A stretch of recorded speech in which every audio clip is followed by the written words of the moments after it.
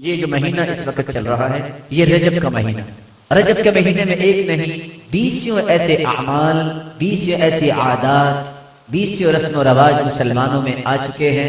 لیکن ابن رجب رحمۃ اللہ علیہ انہوں نے جو کتاب لکھی ہے اور اجماع امت سے جو بات ثابت ہے کہ رجب کے مہینے میں کوئی بھی ایسا عمل جو بیان کیا جاتا ہے اللہ کے رسول سے ثابت ہی نہیں. تمام کی تمام احادیث یا تو وہ جھوٹ ہے یا من گھڑ قصص ہے یا اللہ کے رسول صلی اللہ علیہ وسلم سے وہ ثابت ہی نہیں. اس لیے رجب کے بارے میں جو مسلمانوں نے ذہن بنا رکھے ہیں کہ رجب میں فلاں کنڈے ہوں گے، فلاں یہ ہوگا، فلاں یہ ہوگا، رسول اللہ صلی اللہ علیہ وسلم نے کوئی ایسی تعلیمات مسلمانوں کو نہیں. اور مسلمان کا منہج یہ ہونا چاہیے اگر اللہ کی کتاب میں کوئی حکم ہے، اللہ کے رسول کے فرمان میں کوئی حکم ہے تو پھر کسی مسلمان کی جرت نہیں کہ اس کا انکار کر دے.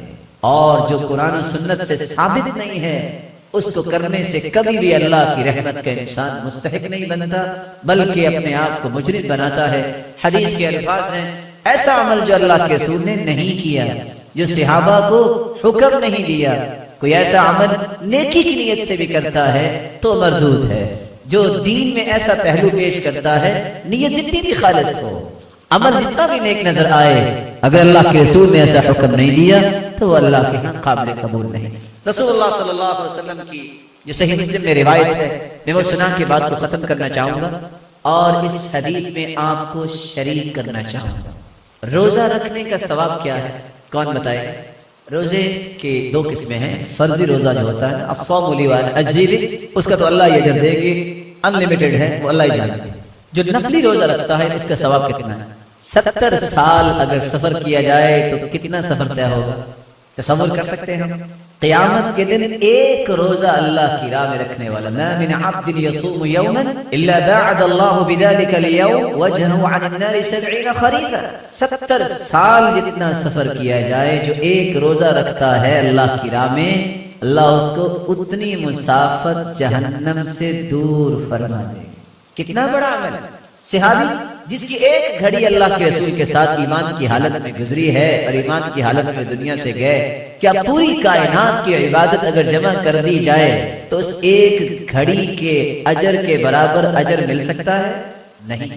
ساری دنیا کی نیتیں آج اکٹھی کر لی جائیں، صالح سے صالح نیت، کیا کسی صحابی کی نیت کا مقابلہ ہو سکتا ہے؟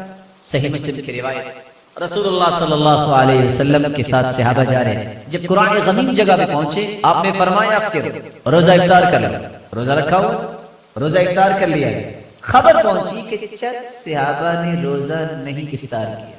پوچھا وہ کیوں؟ کہا ان کا کہنا ہے کہ اللہ نے ہمیں بڑی طاقت دی ہے، اگر جہاد کی ضرورت پڑی تو ہم لڑائی بھی کر سکتے ہیں، لیکن ہم چاہتے ہیں جو روزہ رکھا تو پورا کر لیں.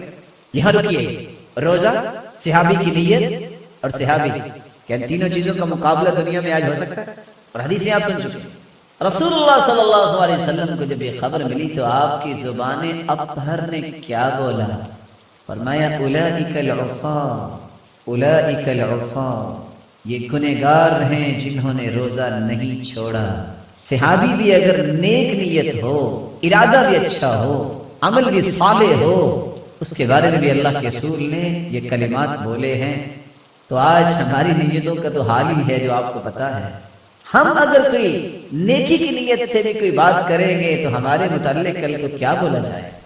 اس لیے کوئی بھی ایسا عمل جو اللہ کی کلام سے ثابت نہیں ہے، جس کا اللہ نے حکم نہیں دیا، جس کے بارے میں اللہ کے رسول نے رہنمائی نہیں کی، جس کے بارے میں صحابہ کی تربیت نہیں کی، وہ دین نہیں ہو سکتا. قصوں سے بھی عبرت انسان کو ملتی ہے اور بہت ساری باتیں مثالوں سے بھی واضح ہوتی ہیں. آج پاکستان میں رہنے والے پاکستان سے محبت تو کرتے ہی ہیں نا. ہم سب محب وطن تو ہے کیونکہ اللہ نے ہمیں یہ قطع دین کے لیے دیا ہے. لیکن اگر چند محبان بیٹھ کے یہ سوچے کہ چونکہ حالات کچھ اچھے نہیں ہیں تو ہمیں بھی مسلمانوں کے اوپر جو مصیبت ہے قرض کی یہ دور کرنی چاہیے، پلاننگ سے، اور بیٹھ کے مشورہ ہو جاتا ہے کہ چلو جی آپ بھی ڈالرز تیار کر لیں، آپ کٹ تیار کر لیں، آپ ین تیار کر لیں، آپ یورو تیار کر لیں. اگر یہ مشورہ ہو جاتا ہے، یہ مشورہ اچھا ہوگا کہ برا؟ اچھا ہی ہوگا کہ چلو ہم بھی قرض اتارنے میں مدد کرتے ہیں انتظامیہ کی، وہ بھی تو ہمارے لیے سوچ و بچار کرتے ہیں.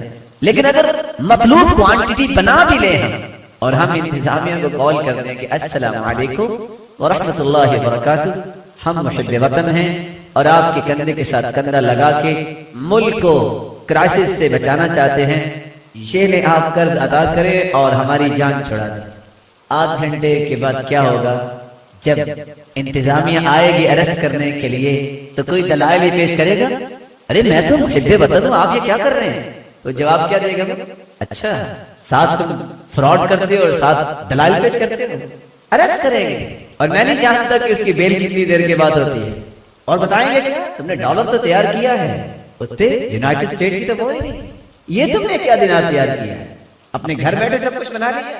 زندگی کے اندر یہ اصول یاد رکھیے، کوئی بھی ایسا عمل جس پہ قرآن و سنت کی مہر نہیں ہے وہ قیامت کو اریسٹ تو کروا دے گا، جتنا بھی اچھا عمل ہوگا تمہیں چھڑا نہیں سکے۔ ایک ہی کرائیٹیریا ہے اللہ کا، معیار ایک ہے، اللہ کا کلام، اللہ کے رسول کا کلام، کتاب و سنت سے جو چیز ثابت ہے قبول ہو، جو کتاب و سنت سے ثابت نہیں ہے کوئی بھی کر لے، جیسے بھی کر لے، وہ اللہ کے ہاں قابل قبول ہے۔